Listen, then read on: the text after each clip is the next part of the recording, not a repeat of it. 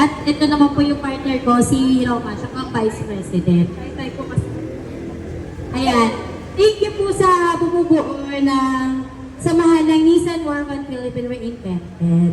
Lalo na po kay Sir Romeo. Ayan. Maraming pong salamat sa blessings na ibinigay niyo sa akin.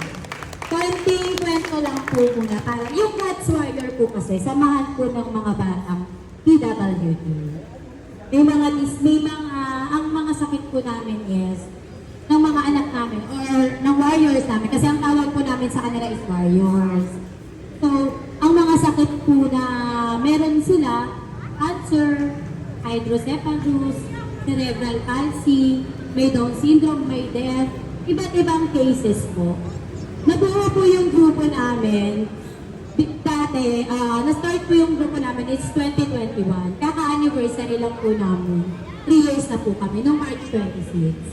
Ayun, nabuo po nung nag-usap kami ni Roma. Kasi, actually po, yung mga karamihan po dito sa group namin is, ito lang ang grupo. Siyempre, usually, pagka PWD Kids, Charity, alam natin, marami silang mga groups, iba-iba. So kami, binuo namin sila na yung karamihan sa kanila is, ito lang po talaga ang group. Kaya sabi namin noon, nung nag-usap kami, na pumunta, kasi before meron kaming group, pero parang hindi naman po kami, ayun po kasi naninira eh. Hindi lang namin na gusto yung makakarap.